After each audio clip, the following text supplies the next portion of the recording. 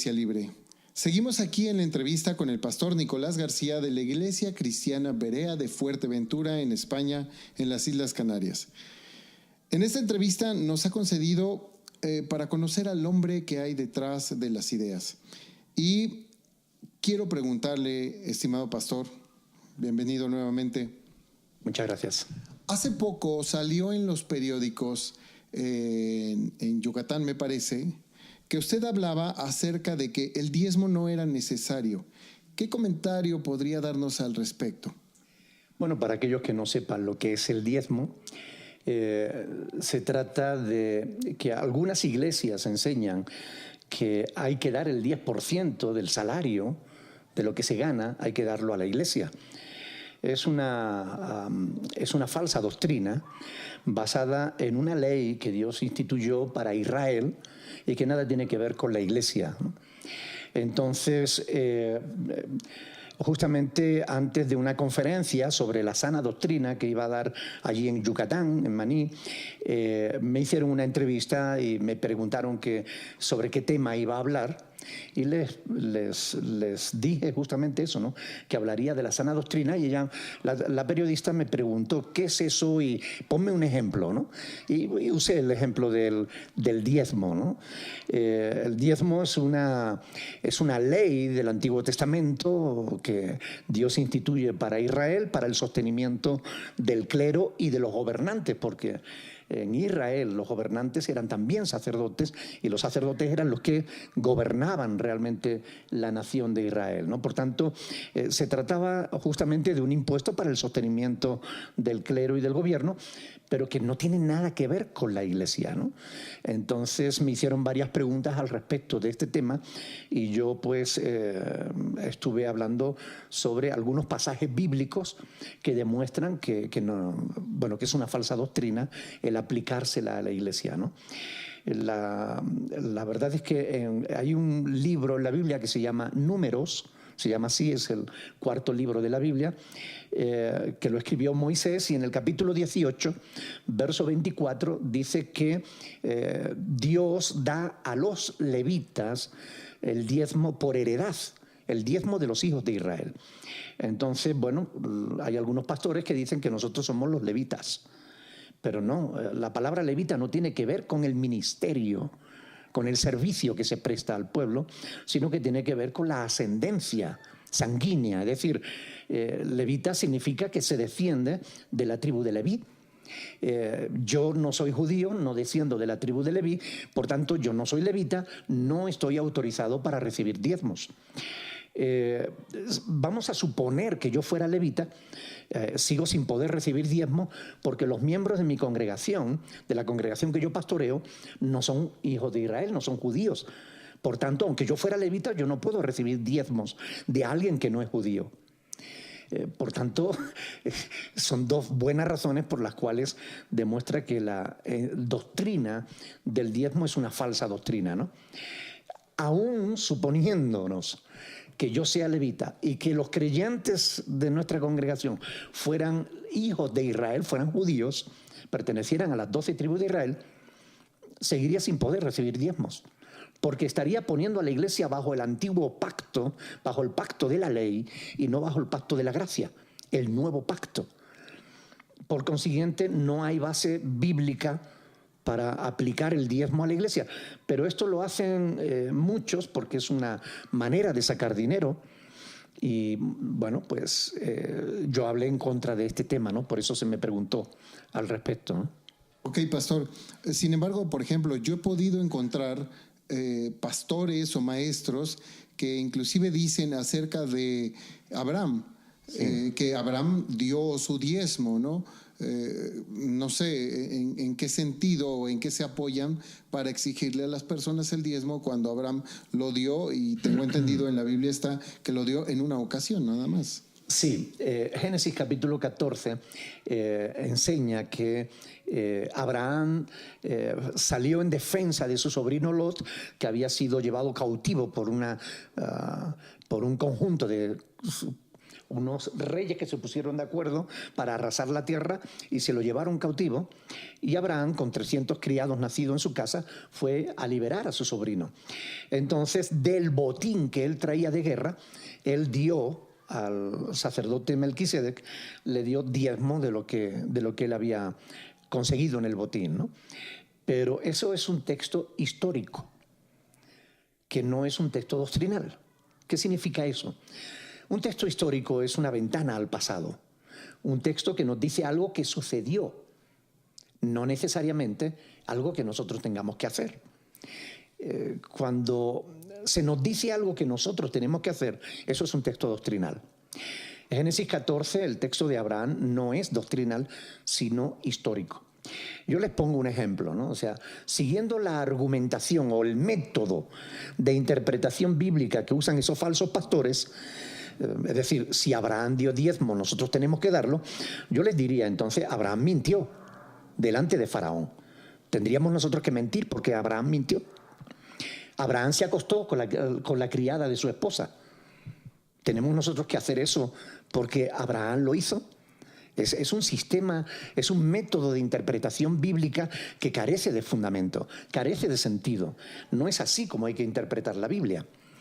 La Biblia se interpreta siguiendo ciertas normas, ciertos principios que se llaman, pertenecen a la ciencia de la hermenéutica, la correcta interpretación bíblica, ¿no?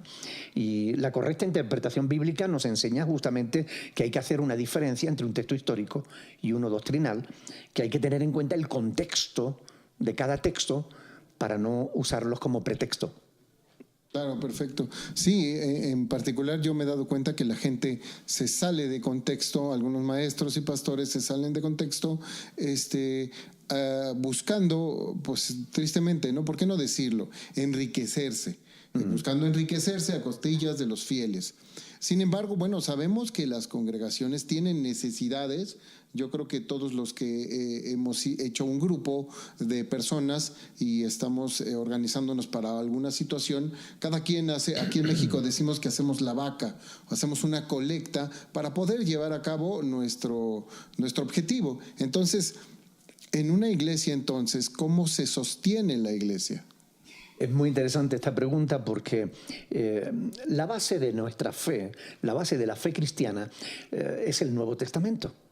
Cuando estudiamos el Nuevo Testamento vemos cómo se obtuvo Jesús su propio ministerio.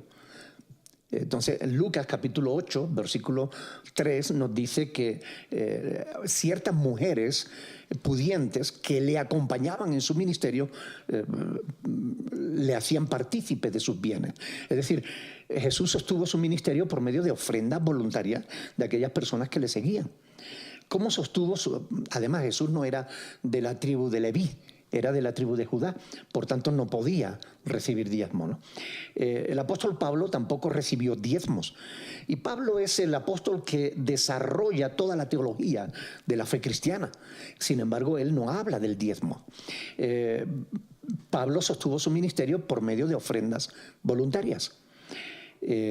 Aunque no la recibió de parte de la iglesia de Corinto, porque allí había muchos problemas, pero Filipenses capítulo 4, versículos del 10 al 20, nos dice que realmente Pablo recibía ofrendas de las iglesias y con eso sostenía su ministerio, ¿no?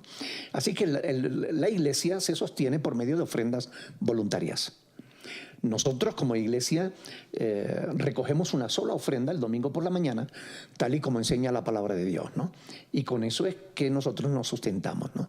Cualquier grupo, como tú decías, ¿no? Cualquier grupo, incluso un club social, cualquier grupo, un equipo deportivo, si quiere tener un local donde reunirse, si quiere tener equipamiento, si quiere tener ciertas comodidades, necesita recibir dinero de los... A veces se pone una cuota, a veces se pone una vaquita, como tú decías, ¿no? Una colecta, ¿no? En la iglesia, pues nosotros lo que hacemos es justamente pasamos la bolsita y cada cual introduce dentro lo que buenamente pueda, si es que puede, y no pasa nada, ¿no? Con eso es con lo que se sostiene la iglesia cristiana desde el primer siglo hasta el día de hoy, ¿no? Algunos pastores me han dicho, bueno, pues si es cobrando diezmo y exigiéndolos y no llegamos a final de mes, si quitamos los diezmos, ¿cómo vamos a sostener la iglesia? Bueno, a estas personas yo les digo, si usted se sube al púlpito y le predica a la gente diciéndole que el justo por la fe vivirá, es decir, que tiene que creer en Dios, que tiene que depositar fe, confianza en el Señor, yo les digo, ¿por qué no empiezas a dar ejemplo? ¿Por qué no crees a Dios? ¿Por qué no eres capaz de confiar en que Dios te va a proveer de los recursos necesarios para que la iglesia siga abierta? Bueno, y en este sentido, ahí dejan de incomodar, ¿no? Dejan de llamar, dejan de escribir peleando con el tema del diezmo, ¿no? Claro, es muy importante. En el caso de las personas, por supuesto, hay muchísimas congregaciones, hay muchas denominaciones y la gente buscando querer, buscando a Cristo, llega a distintas iglesias. ¿Cómo poder saber que en esa iglesia no te están estafando? Siempre volvemos a lo mismo, el conocimiento de la palabra de Dios. Cada creyente debiera conocer la palabra de Dios. Siglos anteriores, cualquier creyente conocía la Biblia en pastas, conocía la Biblia sobradamente, podía citarla de memoria. Desgraciadamente, en el siglo XX se perdió el amor por las Sagradas Escrituras y hoy en día muy poca gente conoce la palabra de Dios, ¿no? Pero es conociendo las Sagradas Escrituras que se puede evitar que te engañen. Es conociendo la palabra de Dios, ¿no? Entonces yo siempre insisto, por favor, lean las Sagradas Escrituras, escudriñen la palabra de Dios, porque aquí está la verdad. Claro, pastor. ¿Es que acaso a la gente que no lo hace y sabe que lo tiene que hacer? Porque bueno, cualquiera que es creyente se interesa, o sea, si a mí me interesa el budismo, pues empiezo a leer libros de budismo, si me interesa alguna otra cosa, pues empiezo a leer de eso, pero la gente no lo hace. ¿Es que la gente le gusta ser manipulada? No creo que a la gente le guste ser manipulada, pero lo que sí es que tenemos que reconocer que hay una única ley que a todo el mundo le gusta. La única ley a la que todo el mundo se somete con facilidad, con tranquilidad y de buen modo, de buena gana, es la ley del menor esfuerzo. Entonces es muy cómodo ir a una iglesia y que todo el mundo te diga lo que tú tienes que creer. Pero señores, si ustedes no se esfuerzan por escudriñar las Escrituras para saber si lo que le están enseñando es correcto o no, pues correrán el riesgo de que le engañen. Claro. Pastor, sabemos que usted es una persona muy respetuosa, lo hemos seguido y hemos visto algunos de sus videos, pero ¿qué piensa acerca de las organizaciones sectarias? Como ejemplo podríamos citar a los Testigos de Jehová o a los mormones o inclusive los judíos mesiánicos. ¿Qué piensa de estas organizaciones sectarias? Pues eso, que son sectas, son grupos que toman una parte de la verdad y la mezclan con mucha parte de mentira. Yo siempre digo que una media verdad es una completa mentira. Para que una mentira pueda ser creída, tiene que ir envuelta en verdad. Por eso todos estos grupos religiosos que tú has citado y otros más, envuelven realmente sus mentiras con mucha verdad, ¿no? Alguien dijo que si quieres que alguien crea la mentira, produce un 90% de verdad y un 10% de mentira.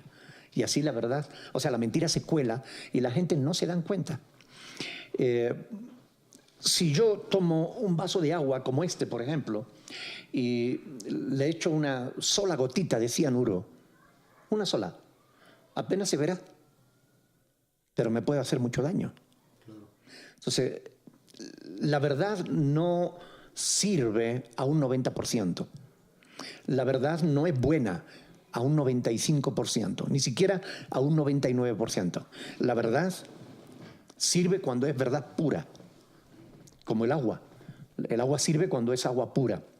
Cuando está mezclada con impurezas, ya puede hacernos daño. Este tipo de grupos, los Testigos de Jehová, los mormones, bueno, son grupos sectarios que han tomado una parte de la verdad y después se inventan sus propias sus propias mentiras, ¿no?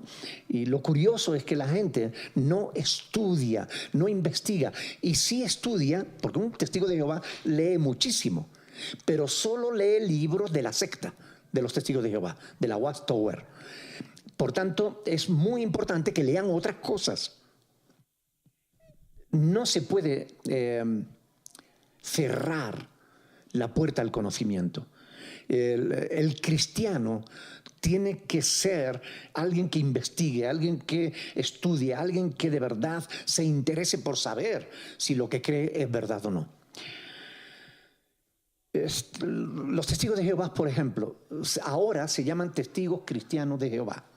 Miren, no hay más contradicción que esa, porque los testigos de Jehová no son cristianos, no creen que Cristo sea Dios. Es más, es el único grupo religioso que se ha atrevido a cambiar la Biblia, añadiéndoles palabras que no están en los originales, para demostrar que Cristo es un Dios pequeñito, cuando la Biblia afirma categóricamente que solo hay un Dios. Hay un solo Dios, dice la palabra de Dios. Entonces, cuando ellos dicen, y en el principio era el verbo y el verbo era un Dios, están falseando la verdad. Deberían ver otras versiones bíblicas, deberían escudriñar más las Escrituras. Porque cuando tomamos la Biblia en su conjunto, nos damos cuenta de que las doctrinas de los testigos de Jehová no se sostienen. La de los mormones todavía mucho menos. Cuando yo tomo, por ejemplo, la palabra de Dios, las Sagradas Escrituras, y la comparo con el libro de Mormón, me encuentro con algo terrible. A mí mucha gente me han dicho, es que la Biblia es un mito. Todo el que dice eso demuestra una terrible ignorancia, porque demuestra que no la ha leído jamás. Porque la Biblia no se parece en nada a ningún mito. El libro de Mormón es un mito. ¿Por qué? Porque un mito se establece sobre falsos fundamentos. En el libro de Mormón se habla de imperios que ningún historiador jamás ha conocido. Se habla de lugares geográficos que nadie conoce. Incluso contiene mapas que no concuerdan con ninguna parte del mundo. Es un mito, es una fábula. Cuando yo voy a la Biblia me habla a mí de Jerusalén. Aún en el día de hoy, en pleno siglo XXI, yo sé dónde está Jerusalén. Si quiero puedo viajar a Jerusalén. Cuando la Biblia a mí me habla de Abraham, yo puedo estudiar la arqueología, y aún en las pirámides de Egipto aparece el nombre de Abraham. Es decir, la Biblia es un libro histórico. Es confiable. De hecho, la ciencia de la arqueología surgió como estudio de las informaciones contenidas en la Biblia. Así es como nace la arqueología, la ciencia de la arqueología. Y la ciencia de la arqueología ha venido demostrando vez tras vez que lo que la palabra de Dios dice es verdad. Una de las pruebas más irrefutables de la veracidad de las Sagradas Escrituras es el cumplimiento de las profecías. La Biblia contiene multitud de profecías, todas las cuales se han cumplido, a excepción de un pequeño ramillete que se está cumpliendo en nuestros días, y algunas más que tienen que cumplirse. Pero todas las demás se han cumplido. Los científicos, o más bien los cientificistas, decían que la Biblia, por ejemplo, por poner un ejemplo, el libro de Isaías, es tan perfecto en el cumplimiento de las profecías que anunciaba, que decían que Isaías no se escribió 600 años antes de Cristo, sino 500 años después de Cristo. Me imagino que muchos de los que nos están viendo en esta ocasión han oído hablar de los rollos del Mar Muerto, unos pergaminos que un pastor beduino encontró en una cueva y que contenían, entre otros muchos documentos, 3 copias completas del libro de Isaías. Curiosamente, se han datado en una fecha de 350 años antes de Cristo, no 400 años después de Cristo. Y esas copias son exactamente idénticas al libro de Isaías que contenemos en nuestras Biblias, ¿no? Por tanto, la ciencia demuestra que la palabra de Dios es verdad. Pero cuando filtramos esos grupos sectarios, testigos de Jehová, mormones, los filtramos a través de la ciencia, a través de la palabra de Dios, quedan en falto, ¿no? Por último, déjame decirte que el grupo de los judíos mesiánicos es otra contradicción. O se es judíos o se cree en el Mesías. pero los judíos no creen en el Mesías. De modo que eso de judíos mesiánicos es un absurdo. En realidad son grupos que pretenden obligar a los cristianos a judaizar, a guardar las festividades judías. Hay pastores, entre comillas, que se ponen el talil, que se cubren para hacer la oración, que celebran la Pascua, cuando la palabra de Dios dice claramente que Cristo es nuestra Pascua. Nosotros no tenemos que matar un cordero para que nos libre de nuestros pecados, porque Juan el Bautista, cuando vio a Jesús, dijo: he ahí el Cordero de Dios que quita el pecado del mundo. Es decir, ¿qué sentido tiene que nosotros nos judaicemos cuando los cristianos en la palabra de Dios no somos llamados a ser judíos, sino que los judíos son llamados, si quieren salvarse, a ser cristianos? Por tanto, las sectas solamente lo que hacen es complicar aún más y enrarecer el ambiente religioso y confundir la mente de las personas, ¿no? ¿Y qué hay ahorita que decía de profecías y todo esto? ¿Qué hay de personajes que son muy famosos y que se han vendido sus libros terriblemente, como Nostradamus, por ejemplo? Bueno, cualquiera que haya leído realmente la profecía de Nostradamus, porque en este mundo muchísima gente habla de lo que no sabe. Yo he oído decir a un periodista que el 90% de las profecías de Nostradamus se han cumplido. Eso es totalmente falso. De Nostradamus no se ha cumplido absolutamente nada. Es más, cualquiera que vaya a una librería y compre las profecías de Nostradamus, lo primero que se dará cuenta es que ese hombre estaba loco. O sea, es tan ambiguo. El libro de Nostradamus es tan ambiguo que considerarlo un profeta es absurdo. No hay fundamento alguno para eso. En la noche oscura se levantará la nube negra que hará que se alzará hasta el cielo, y entonces veremos cómo el cóndor baja. Mire usted, a eso le podemos dar la interpretación que queramos, pero desde luego decir que eso es una profecía es absolutamente absurdo. Todo el libro de Nostradamus es así. Son los desvaríos de un hombre rico, porque en aquella época no cualquiera podía escribir un libro, de un hombre rico, pero que estaba loco de remate. Y más locos están todavía los que creen que Nostradamus era un profeta, y máxime si creen que sus profecías se cumplieron. No tiene sentido, no es verdad.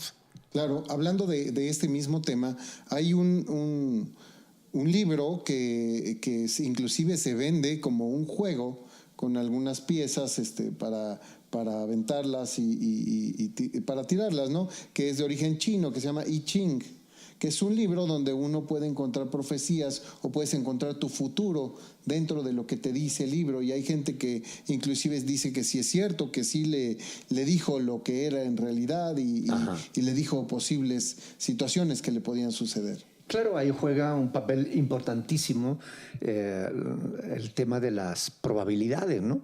Tienes un 50% de que te salga algo acertado, ¿no? Cada vez que tú tiras una moneda al aire, tienes un 50% de aceptar de que sale cara o te sale cruz, ¿no? Depende de lo que tú escojas, ¿no? Por tanto, es como los farsantes estos que se ven en televisión, ¿no? Dice, echando cartas, ¿no? O sea que usted me dice, usted me llama porque necesita un trabajo.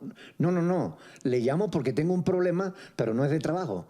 Ah, entonces que usted está buscando pareja. No, es que tengo una pareja y tengo problemas con esa pareja. Ah, porque esa pareja le maltrata. No me maltratas, pero tengo problemas.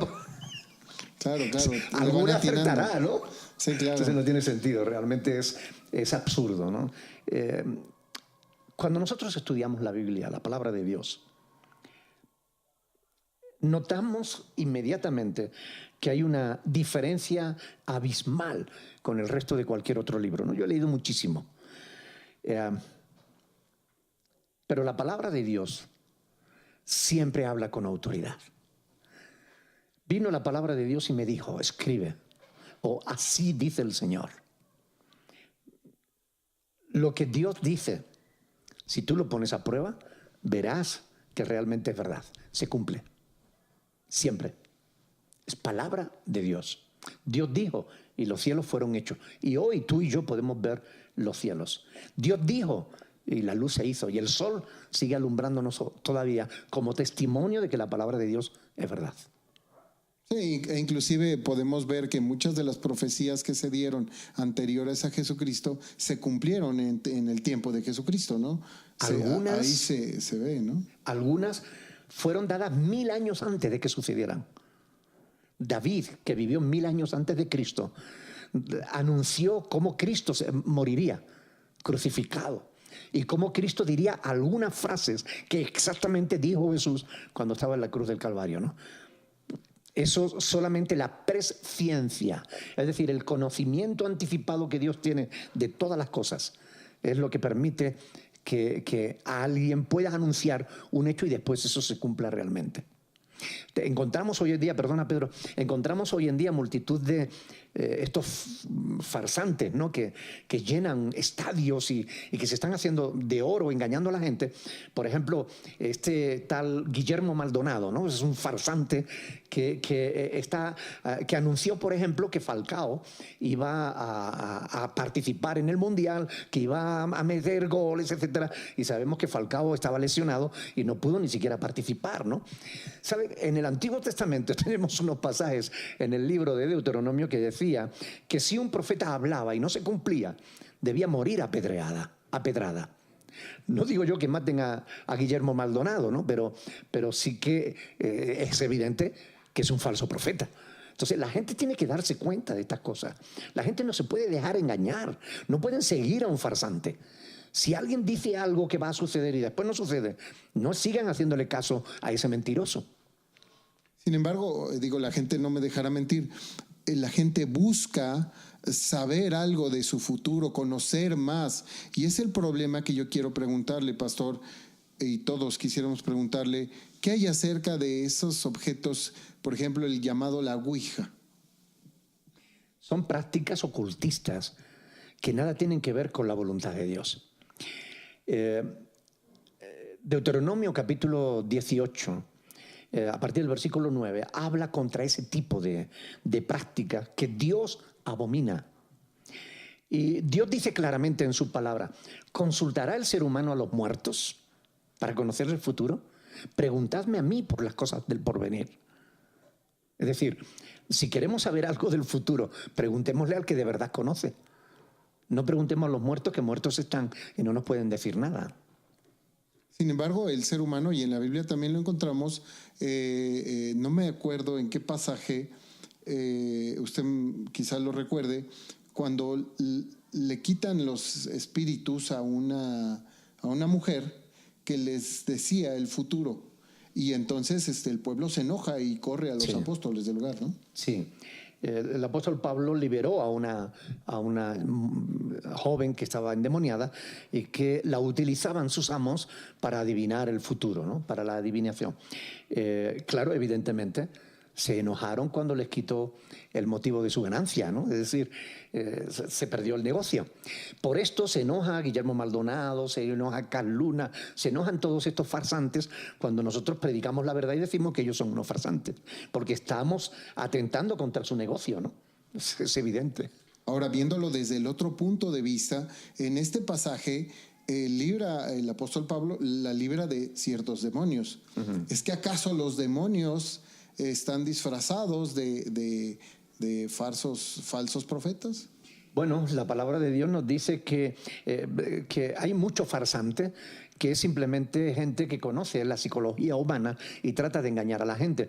Pero cuando hay algunos de estos adivinos, ¿no?, entre comillas, que realmente van más allá de lo natural, que conocen detalles que solamente a lo mejor algún familiar tuyo conocía, ¿no? Y entonces ellos lo saben, es porque realmente tienen conocimiento, tienen contacto con demonios que conocían a ese familiar y que sabían realmente datos que tú no podés conocer y que solamente tu familiar podía conocerlo. Sí, hay parte de la adivinación, la mayor parte, que pertenece al mundo de la mentira, pero hay una parte que tiene relación con el mundo demoníaco. Por eso Dios aborrece ese tipo de práctica y nos dice que no debemos participar de eso.